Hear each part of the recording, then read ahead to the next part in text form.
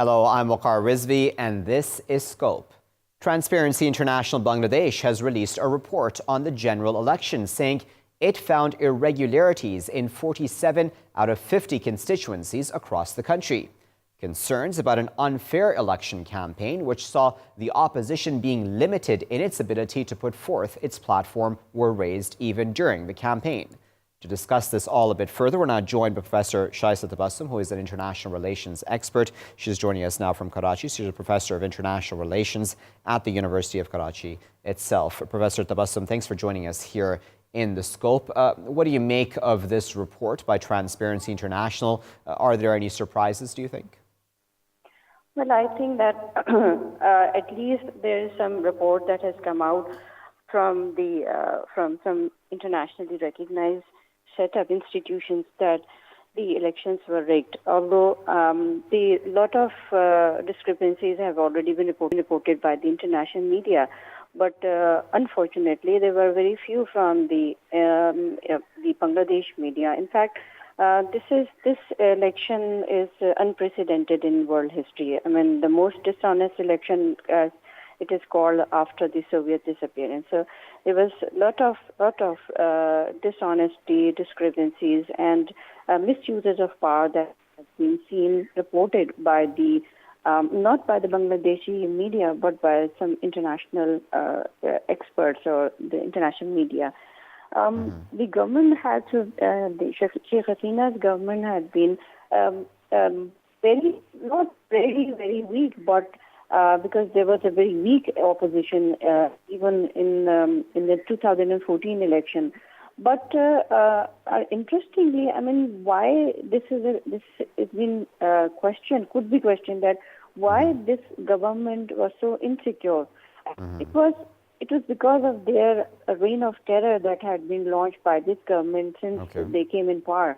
And therefore, they were afraid of the opposition that might develop or might be supporting the weak opposition parties like the BNP. So I think that this entire episode is so unfortunate. It's unfortunate because the role of different institutions in Bangladesh is really questionable. It's really questioned that why some institutions in Bangladesh remained silent and they had not participated in at least raising the voice. So I think that the report of the Transparency International is really very important. It's really important. What do you think that the international community's viewpoint on these Bangladeshi elections, what kind of an effect do you think it has within the country? Because, you know, we had, of course, international observers from the moment the election campaign itself began, raising the alarm.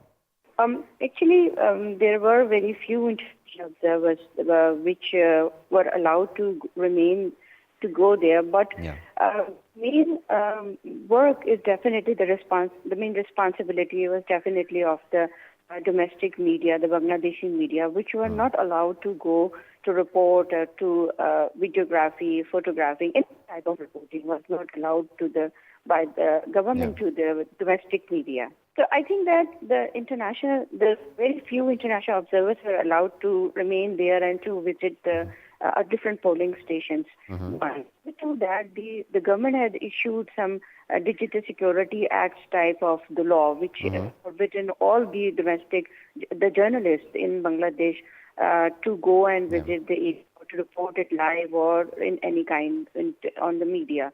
And in fact, it was on the pain of the death. I mean, there were very serious threats to the journalists in Bangladesh. So nobody dare enough, very few, they were not there enough to go and visit and report. So most of the reports that came from the Bangladeshi side was mostly on the social media and with anonymous. I mean, people were afraid of showing their identity. And it definitely will have some very serious repercussions on the future government or the future of this government. In fact, what I believe is that is going to continue that authoritarianism, and in fact, and I feel that it is going to be intensified.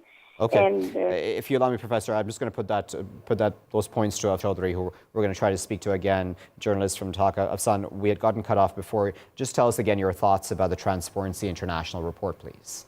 Yep. Okay, the Transparency is a perception report. It's come out, and it comes in the wake of criticism by many, of course, by the main political party. And media has spoken out, but the media has been very careful because you have to produce evidence to say whatever has happened, good or bad. And the government has totally rejected. I spoke out. Many others have said so, that don't abuse TIB, provide evidence. And the government's position is that it's a political position rather than challenging. And because TIB's methodological issue is that goes and ask people, do you think it's good or do you think it's bad? I think it's good. I think it's bad. It's always, this kind of methodology is always problematic.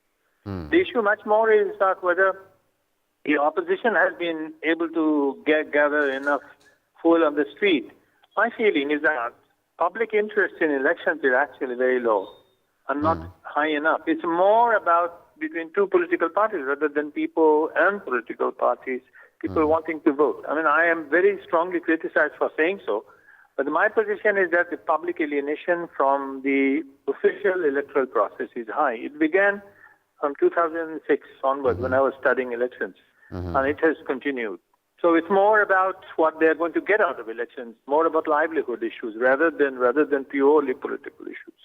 Okay, so Afsan, I'm just going to pick out one allegation that TIB put forth, the Transparency International Bangladesh, that is, put forth, and that was about ballot boxes being filled up before even polling began. And they said this happened in 20 constituencies, for example. And the reason I bring that up is because that's a report that I remember on the day of the elections itself, I read on the morning of the elections, a BBC journalist had seen a ballot box already stuffed with votes before voting had even begun. So just as an example, of course, of that one occurrence or one major issue in these elections, what are your thoughts about that? Yeah, not just that. There have been several reports saying that, the total number of votes in any booths were higher than the total number voted were higher than the total number of votes, and they have gone out and then they had to adjust the numbers, and that kind of thing is always there. Absolutely. The problem is that, yes, it has happened, and the opposition is in no position to challenge it. The problem has been the grassroots is not politically interested in this kind of things. Political interest is actually low, and people can't accept this. That is a major problem. Yes, TIB's accusations could not be. It's up on TIB now to go and prove and say that, okay, we did it. We say, suppose they say 10 or 20% of the electorals can be proven. What will it mean? Will it mean cancellation of the national post? I don't think people are interested in that. That is a major problem. The crisis that is happening is the shrinkage of the political space. And that shrinkage political space is not happening with politicians playing a major role. It's the administration which is increasingly becoming an ally of the government in power and is much less politician-oriented and much more bureaucracy-oriented. And that is a structural issue. The problem is about political power and the structure of political systems. I think that's where we should that's where people should focus on. That doesn't mean that. But of course, it's going on. Today, Hasina is celebrating, her party is celebrating with a huge rally. Thousands and thousands of people come in. I don't know, if these are all the voters, then it's wonderful. The difference between the voting is enormous. Are people worried? Yeah, okay. Let's say people are saying it's a bad election. Then what? Tomorrow I'm going to go out to have to do work. So that kind of issue is on Bangladesh people's mind. Okay, so that's a very good point that Afsan had brought up, Shaista, and that is about, of course, the people themselves. For them, it's about, getting their daily bread, and, there are other many such issues in life. And as he said, that there was seemingly low enthusiasm, if I may use that word, about coming out in large numbers for these elections, etc. Is that dangerous, do you think, Shaista, for Bangladeshi democracy?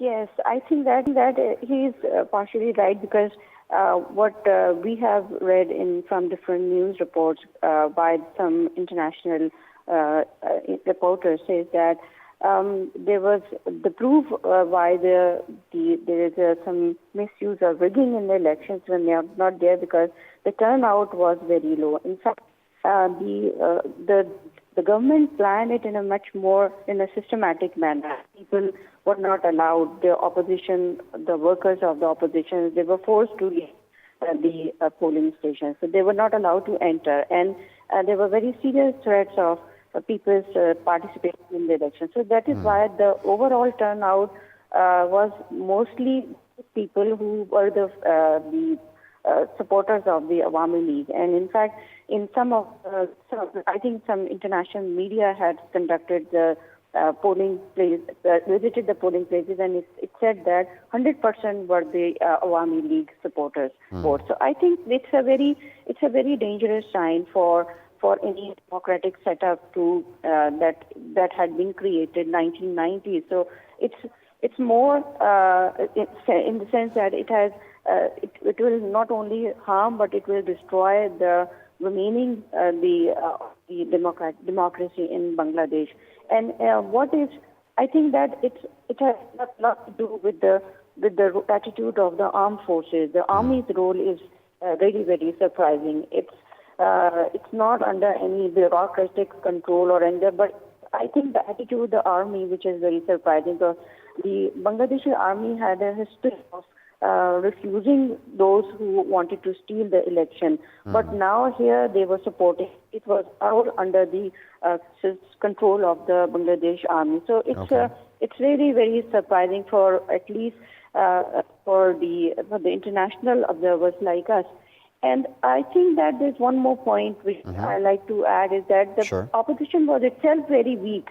Opposition, the BNP had boycotted the earlier election of 2014, and it was one-party election even at that time in 2014. And again here there was a systematic campaign against the defamation of the the BNP and the other opposition parties. So the coalition that was created was also not very strong. I was surprised to see that why such systematic planning for stealing or for winning the election.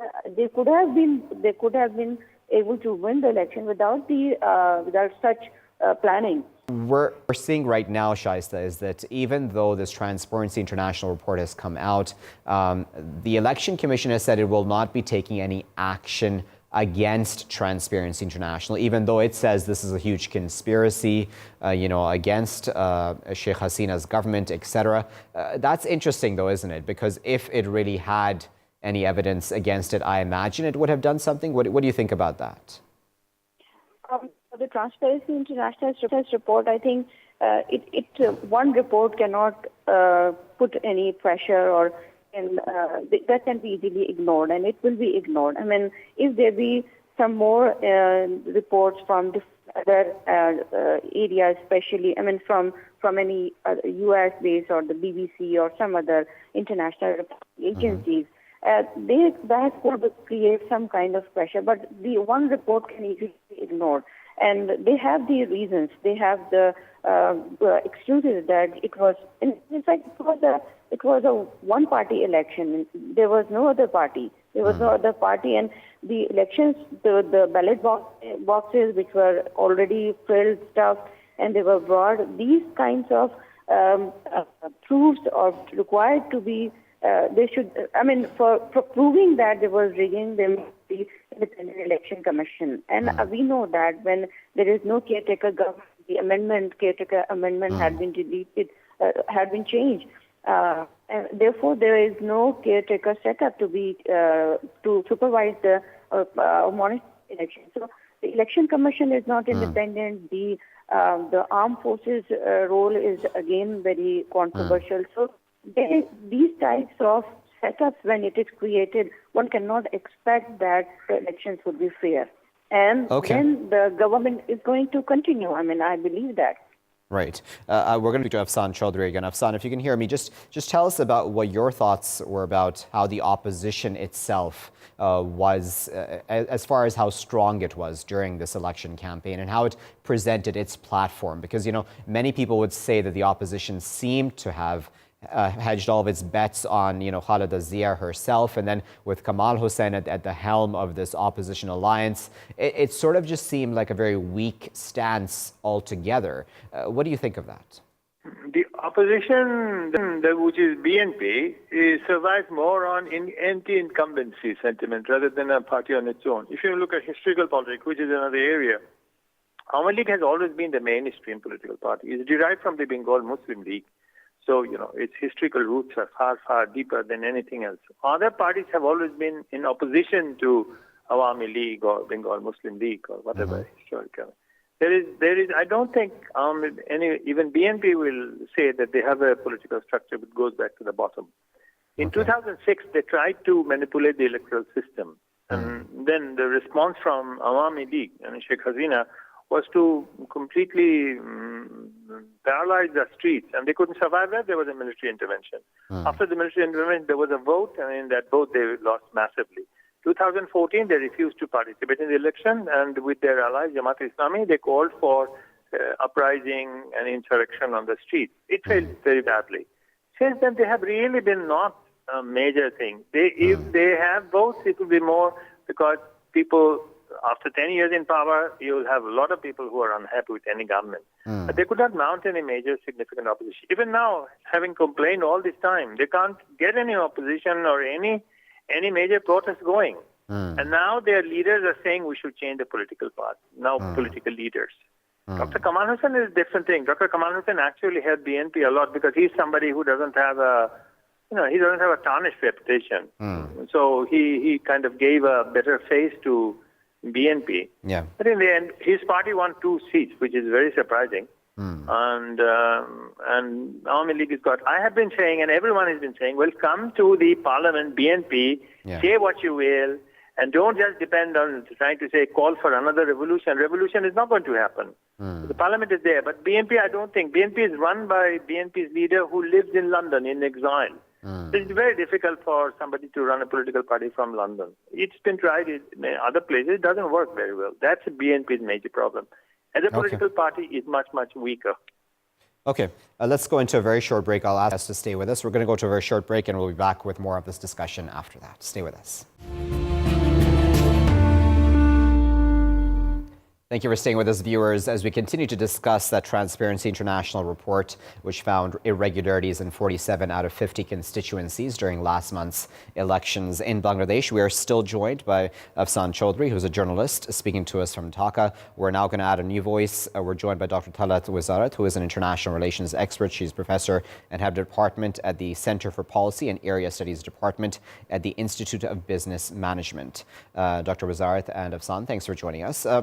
Dr. Wizarat, I'd like to start with you, if I may, in this segment and ask you about your thoughts about the Bangladesh elections as a whole and, of course, about this Transparency International report. Well, I think to begin with, even before the elections took place, there were complaints from opposition parties. The accounts of so many candidates were blocked and their freedom to confess freely was taken away from them. So there were certain question marks about the elections in Bangladesh. But now, after the elections, I think all those complaints have doubled. And now the report you are referring to, I think that it's a sad thing because elections have a purpose only if there is legitimacy attached to them. If they lose their legitimacy and, there are problems of this kind surrounding elections, then I think it doesn't serve any purpose. Democracy becomes a sham democracy, and that doesn't serve any purpose. Afsan, that's a good point, isn't it, to bring up? I imagine, Afsan, at some level, that Sheikh Hasina and the Awami League must be worried about whether even inside or outside the country, that if she's being seen as a legitimate leader. Thanks. I don't think Hasina even spends 1 minute thinking about that. This whole issue about legitimacy was raised in 2014 when the opposition boycotted the elections. Hasina, people were saying, particularly the Western part, that they have to do something about it. Hasina went on. She is reasonably quite successful in her economic development and social policies. If they see that her opponents are not her opponents, the Western powers or the foreign powers, whoever, are quite happy seeing a government with which they can do business. And that is a major issue. So if you're a successful ruler, successful compared to our standards, then nobody's going to discuss issues about legitimacy. We have had martial law governments, we had presidents killed, we had people removed, everything. No business has stopped for a day with these things. These are issues which are much less in informal societies like ours or informal governments, even, if you will. So I don't think that's a problem she is going to even spend 2 minutes about. In fact, if you listen to Indian media, which is very interesting, and I've been conversing with Indian and the Chinese media, the Indians are concerned that this is going to be a huge transition because it means that the $40 billion that the Chinese are bringing in is like going to make Hasina so strong that India's situation may be affected. So the anxiety is about Hasina is that she's very powerful. She's got $40 billion coming in from China. She's got her infrastructure projects in. And so where does it leave India? And so you can see that nobody's going to stop doing business with Sheikh Hasina because of these issues.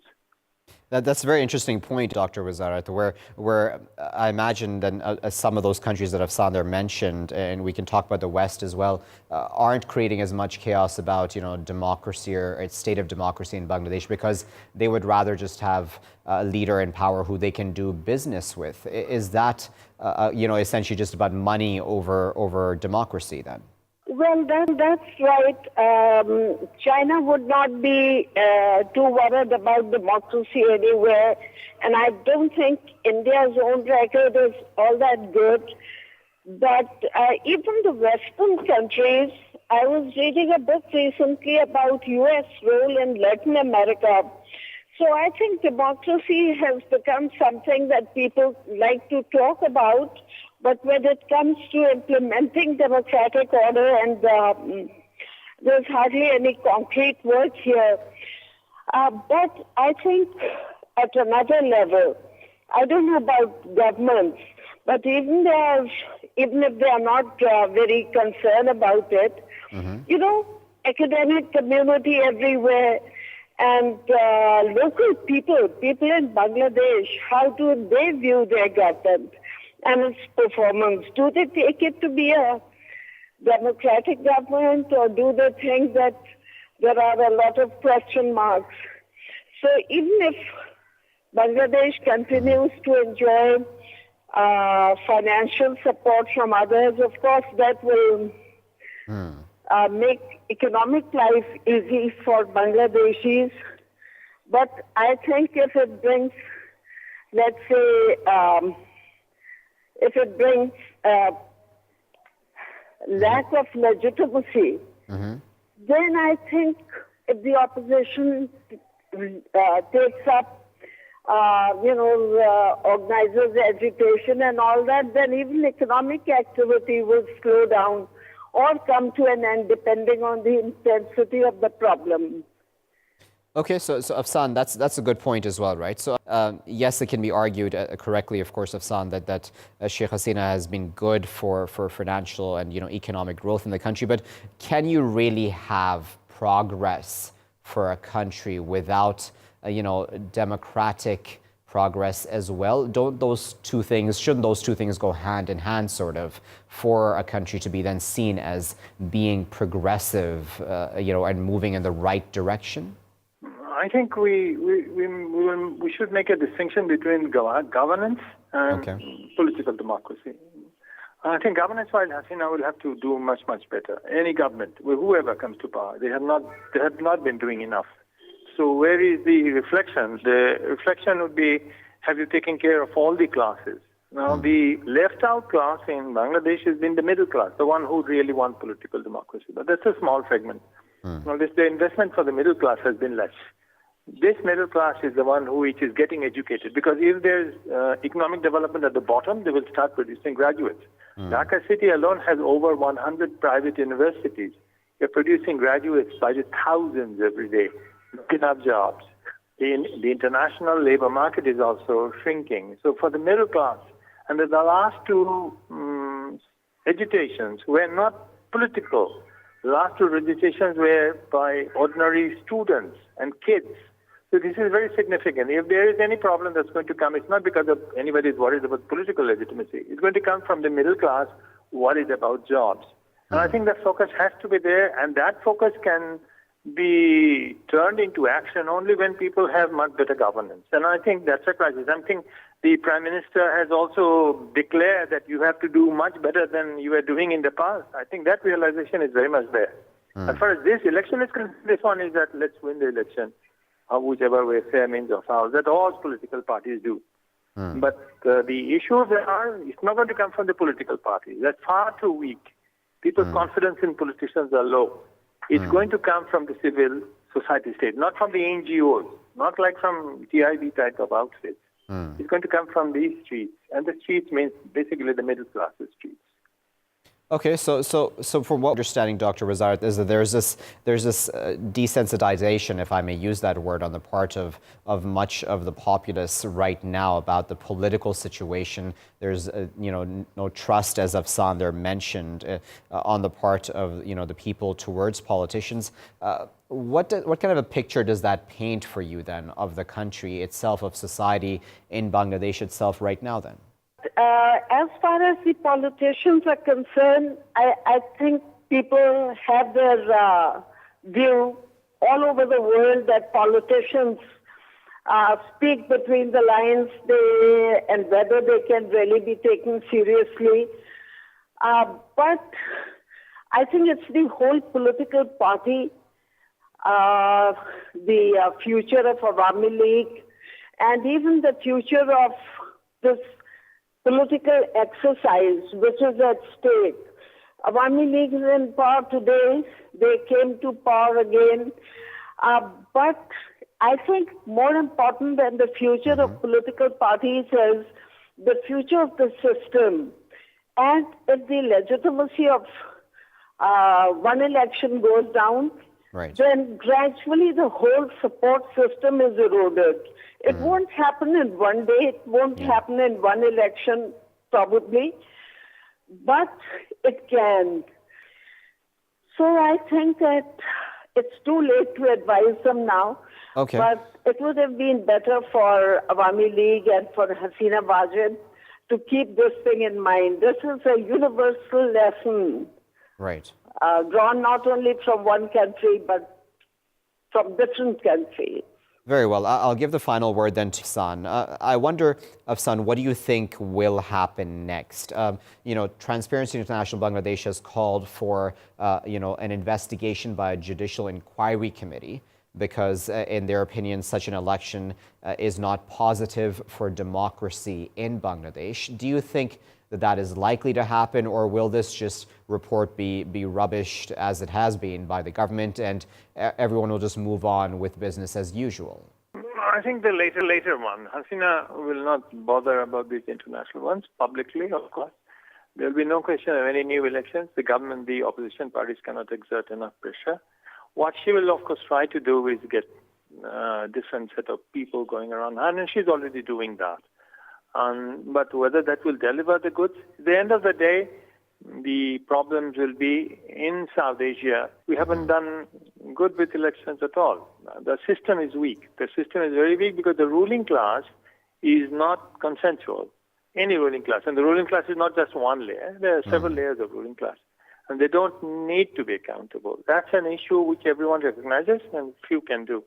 So the result will be a society which will have to deliver much more. And the middle class, the rise of the middle class is very significant because they are a denied class. It's the poor. The poor are doing so much better.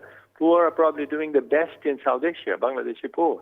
But that is also the problem because the poor now are happy and they want to do more. And I think that's where the space is. I'm preparing a report for the UN on child rights, and all the data shows that, this is where they have to work. The middle class will have to do much better. The system will have to do much better. It's the governance system rather than the political system. That is how it is going to be.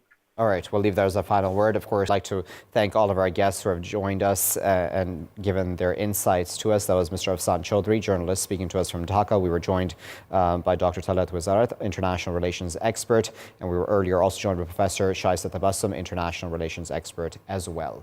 Viewers, as our guest there spoke about when it comes to these Bangladesh elections and this Transparency International Bangladesh report, which showed inconsistencies or irregularities, I should say, pardon me, in 47 out of 50 constituencies across the country through those general elections, ballot box stuffing, intimidation of opposition candidates as well as opposition supporters, etc. A lot of very concerning finds in that report. It's been rubbished, as I said, by the government and by officials. We'll have to wait and see what happens, though, going forward. As I said, Transparency International has called for an inquiry to be carried out. The Western world seems to have condemned the elections, but will it do more? Calling for actual democracy, we'll have to wait and see. I'll be back, though, with my next segment after this break. Stay tuned. Thank you for staying with us, viewers, here in The Scope. Well, the World Economic Forum next week will be held without a White House delegation, nor will the UK Prime Minister and French President be in attendance. This is at a time of trade disputes, Brexit, a US government shutdown, and Yellow Vest protests in France. How symbolic is the weakened G7 position in Davos, and what does it mean for concerns about the next global recession? To discuss all of that a bit further, we're now joined by Van Negocian, who is a journalist and political commentator who's joining us from the French capital, Paris. Van, thanks for joining us.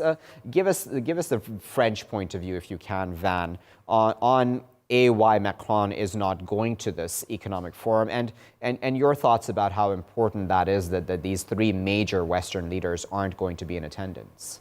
Hi, thanks for having me.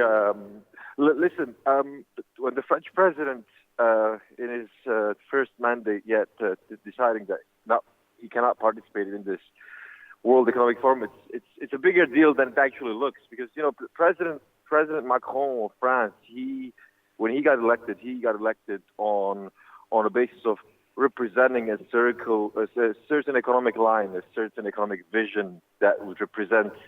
That would give the world and Europe a new France, France that is reformed, that France that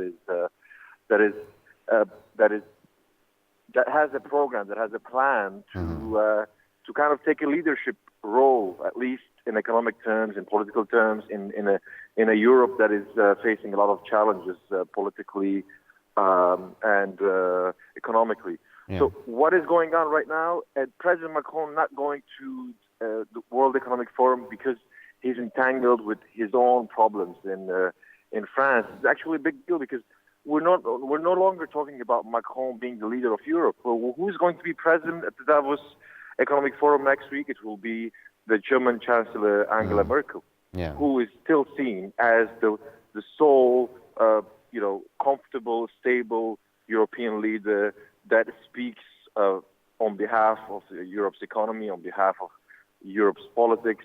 And then you have, at the same time, you have leaders like Donald Trump and Theresa May in the UK, who are also, having some sort of a political instability in their countries. So all these three leaders that were supposed to be, showing their vision of a world economy in this forum, they're going to be absent. This would definitely reshape what the economic forum is about in the next few years. And Van, that's what I wanted to come to, because as a whole, if we're looking at the Western world, and if I just look at the G7, as you mentioned as well, we don't have the Western world getting much representation here, and it's in disarray, right? I mean, we have Brexit in the UK as well, Yellow Vests in France, as I said, and the US government shutdown. Do you think that this is almost a recalibration of where the real economic power and even really political power now lies in the world? Do you think that that's moving more towards countries like China, Russia, and others? Good question. Listen, a few months in politics is a long time. That changes a lot of things, changes a lot of realities. Listen, let's go back for a few months. The situation was, economically and politically, in terms of stability, in terms of a long-term vision. You had Europeans and the other world leaders looking at Emmanuel Macron, presenting his economic vision.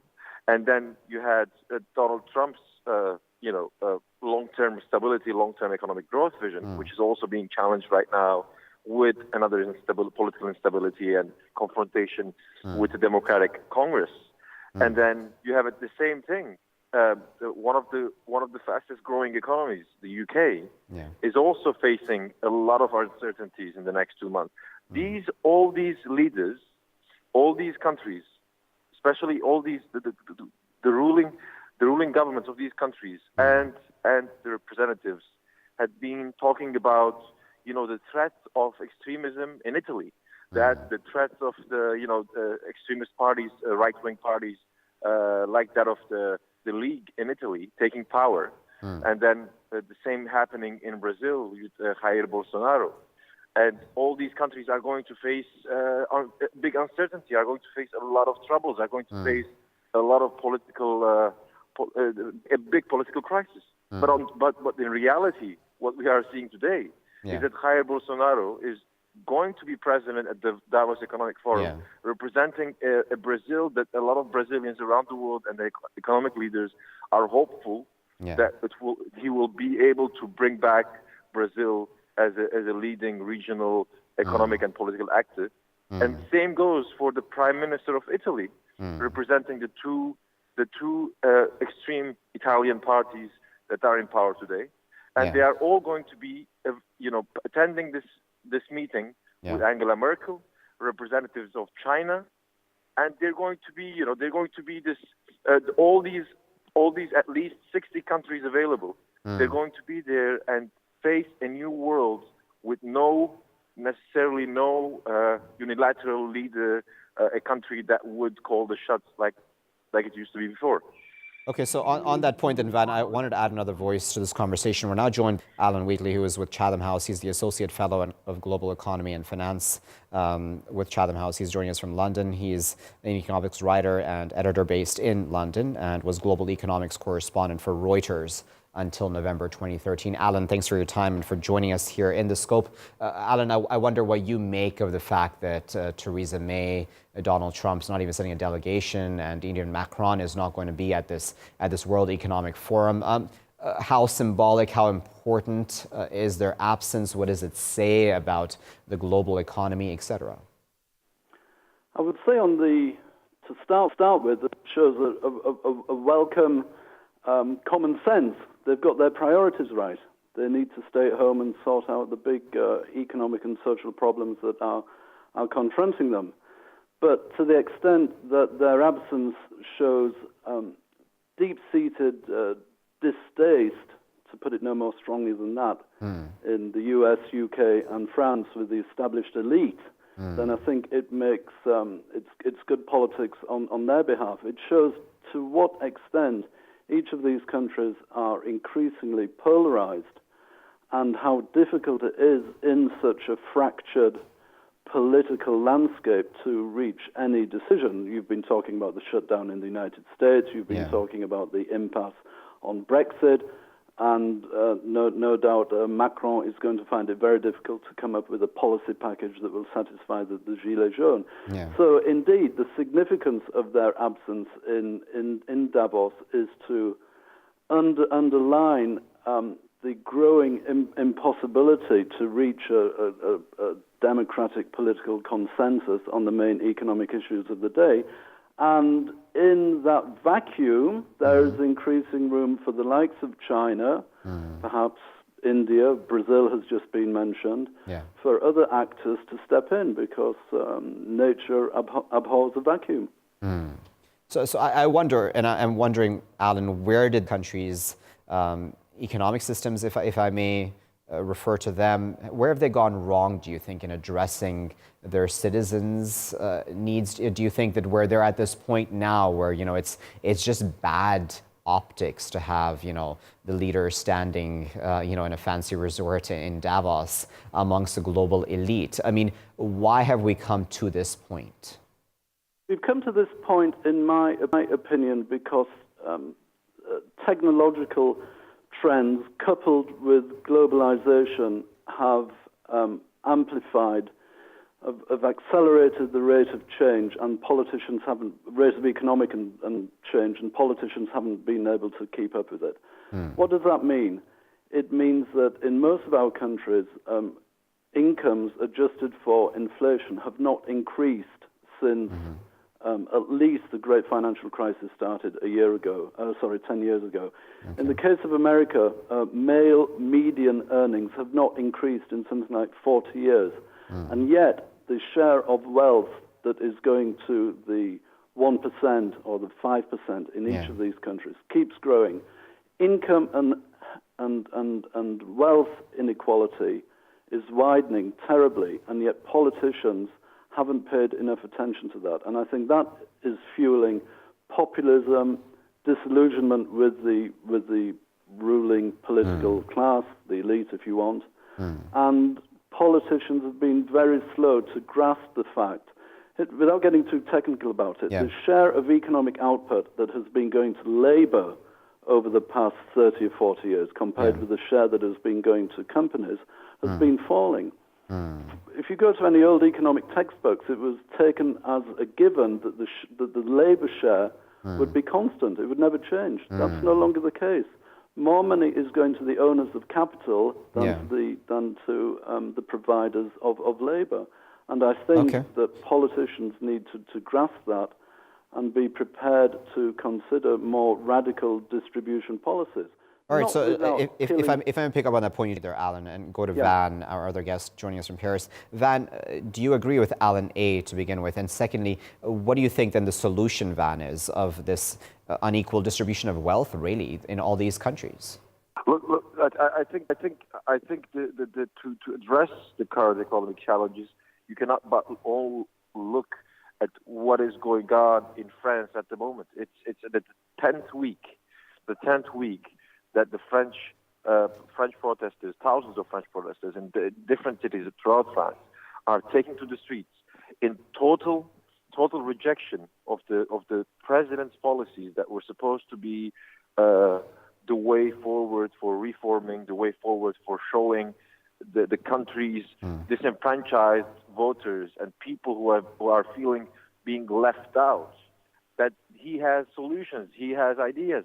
But because he took the step to reform, because he took the step to say there is an economic problem in the country, there is a problem that we need to think about and get out of.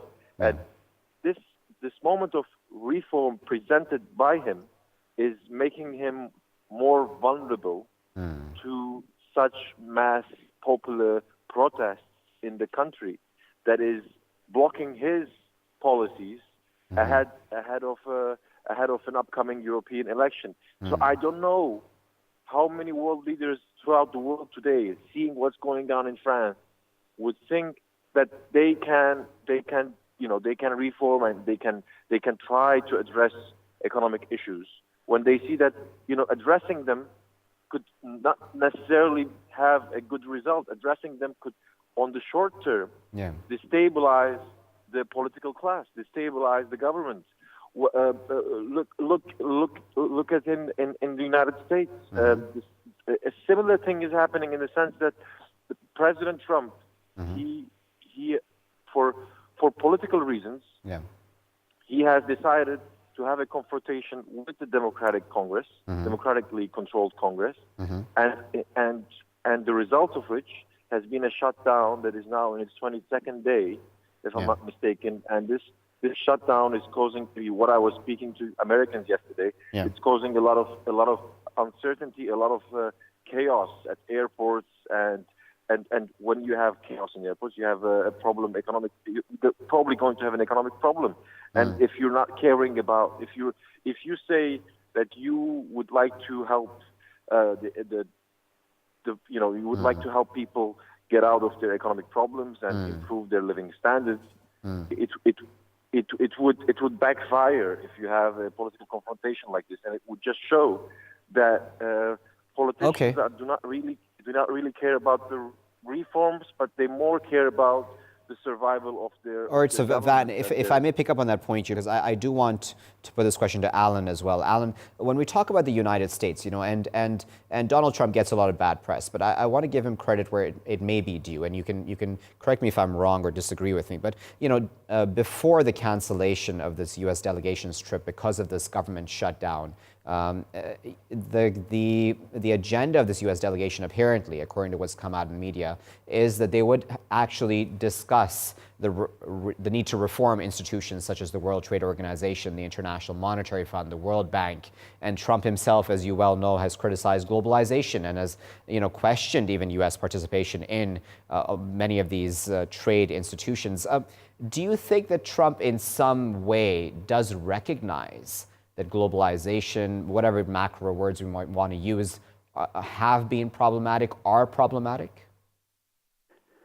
I think you're right. He does see globalization as more of a problem than a solution. I think it's very short-sighted. I think America has benefited immensely from underpinning the institutions that have formed the basis of the post-war global order.